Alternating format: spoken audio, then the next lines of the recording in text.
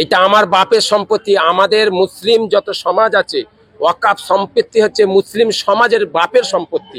বিশ্ব নবী দিবস উপলক্ষে বিরাট সেমিনার ও বস্ত্র বিতরণী অনুষ্ঠান অনুষ্ঠিত হলো দমদম ক্যান্টনমেন্ট ধুবিয়াতলা মসজিদ ওয়াকফ এস্টেট প্রাঙ্গণে। এদিনের বিশ্ব নবী দিবসের অনুষ্ঠান শুরু হয় পবিত্র কোরআন পাঠ দিয়ে। প্রায় কয়েকশো দুস্থ সাধারণ মানুষকে বস্ত্র বিতরণ করা হয়।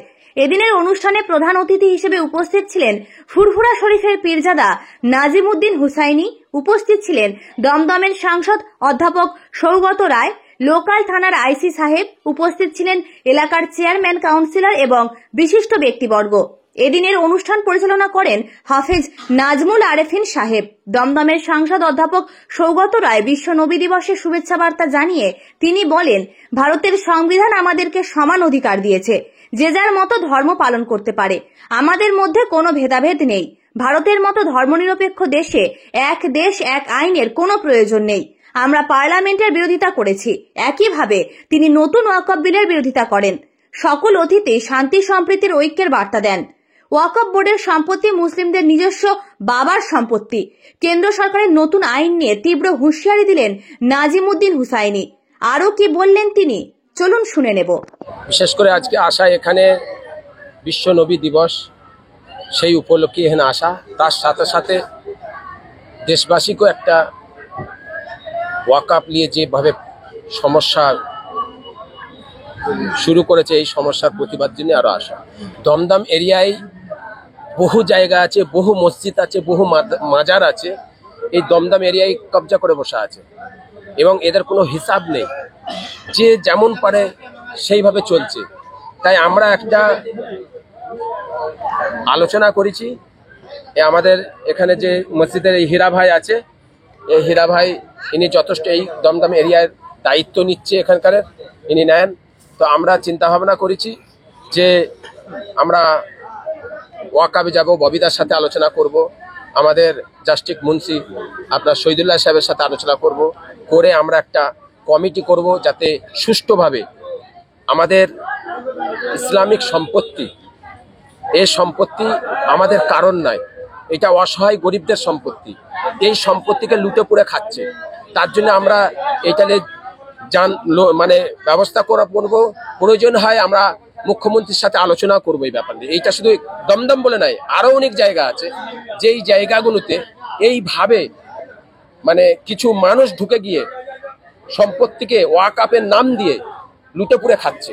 তার জন্য এইগুলো পরিস্থিতি, যেই পরিস্থিতিতে সেন্ট্রাল গভর্নমেন্টের একটা মানে দৃষ্টান্ত, একটা নোংরা চোখ পড়েছে এই সম্পত্তির ওপরে পুনরায়, যেটা আমরা সেন্ট্রাল গভর্নমেন্টের ধারণা দেখে আমরা সেটাই বুঝতে পারছি। আমাদের দমদম ধোবিয়াতলাতে যে মসজিদ, সেখানকার যে ওয়াকফ এস্টেট আছে তাদের পক্ষ থেকে একটা আলোচনা চক্র আর গরিবদের বস্ত্র বিতরণ হচ্ছে। এখানে এসে আমি খুব আনন্দিত। এখানে পৌরসভার চেয়ারম্যান হরিন্দর সিং এসছে, আরও বিশিষ্ট লোকেরা এসছে, আর ফুরফুরা শরীফ থেকে পীরজাদা এসছে। আমি এই ওয়াকফ এস্টেটের সবাইকে, হীরা আছে তাদেরকে ধন্যবাদ, অভিনন্দন জানাই।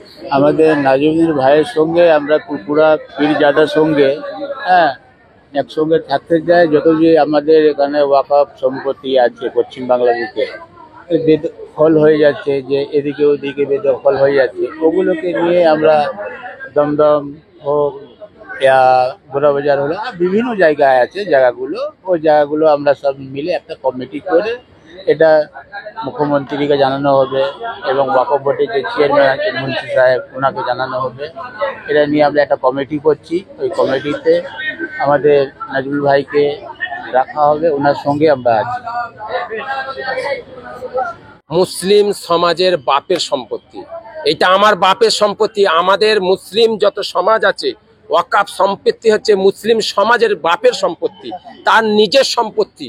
এই সম্পত্তিটাকে আমরা কোনোভাবে হরণ করতে দেবো না। যেমন এনআরসির নাম দিয়ে, এনআরসি ভয় দেখিয়ে যেমন উৎখাত করার একটা প্ল্যান তৈরি করেছে সেন্ট্রাল গভর্নমেন্ট, ঠিক সেম একদম অর্থনৈতিক দিক দিয়ে এই ওয়াকফ সম্পত্তিকে হরণ করার জন্য একটা বিজেপি সরকারের সেন্ট্রাল গভর্নমেন্টের একটা বড় প্ল্যান। আমাদের এর জন্য বৃহত্তর আন্দোলন করতে হবে এবং আমরা নামবো। প্রয়োজন হয় সমস্ত ভারতবর্ষের কোণে কোণে সবাই আমরা এক জায়গায় দিল্লিতে হাজির হব এবং বড় একটা আন্দোলন করব আমরা। আজকে আমাদের এই দমদম ক্যান্টনমেন্ট ধোবিয়া তালাব জামে মসজিদ, আজকে দীর্ঘদিন ধরে আমাদের এই মসজিদের জনাব সেক্রেটারি সাহেব এসকে হীরা দীর্ঘদিন ধরে এই মসজিদ চালাচ্ছে এবং আমরা এখানে দেখছি যে আমরা পিছিয়ে পড়ছি, আস্তে আস্তে আমরা দিনের দিন পিছিয়ে পড়ছি। এই পিছিয়ে পড়াটাকে আগিয়ে নিয়ে যাওয়ার জন্য ফুরফুরা দরবার শরীফের সৈয়দ নাজিমুদ্দিন ভাই সাহেবকে সঙ্গে করে নিয়ে এবং ওনাকে সম্মুখে রেখে জনাব হীরা সাহেবকে সেক্রেটারি বানিয়ে এখানে একটা মজবুত কমিটি বানানো হবে। ওয়াকাফ এস্টেট সম্পত্তি, ওয়াকাফ মসজিদ, ওয়াকাফের অনেক প্রপার্টি আছে, আমরা এটা নাজিমুদ্দিন ভাই সাহেবকে দায়িত্ব দিয়েছি এবং হীরা ভাইয়ের নেতৃত্বে এবং নাজিমুদ্দিন ভাই সাহেবের নেতৃত্বে আমরা একটা মজবুত কমিটি করে আমরা এলাকার মুসলিম একত্রিত হয়ে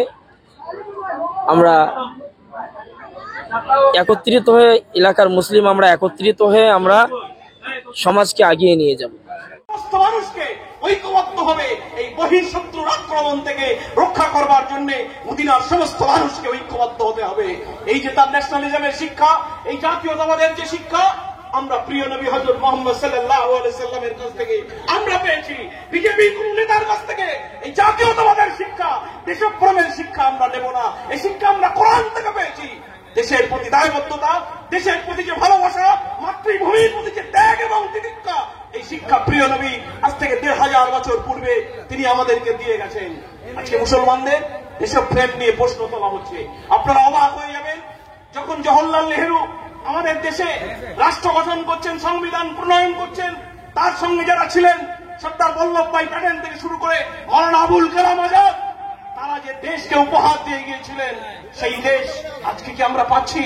সেই তারা যে দেশের কাঠামো, তারা যে দেশের অবয়ব দিয়ে গেছিলেন যে এখানে ভারতবর্ষে বিভিন্ন ধর্মের মানুষের বসবাস থাকবে, বিভিন্ন বর্ণের মানুষের বসবাস থাকবে, ধর্ম বর্ণ কালারের ঊর্ধ্বে উঠে আমরা উই আর ইন্ডিয়ানস, আমরা ভারতীয়, এই যে জাতীয়তাবাদী ভাবনা, আমার মনে হয় এই ইসলামের সঙ্গে ভারতবর্ষের সংবিধানের এই যে সাদৃশ্য, এটা অত্যন্ত বলিষ্ঠভাবে তা গ্রহণ করা যায়। তাই আমি আপনাদের কাছে বলছি, আপনারা পড়াশোনা করুন, হযরত মুহাম্মদ সাল্লাল্লাহু আলাইহি সাল্লামকে নিয়ে গবেষণা করুন।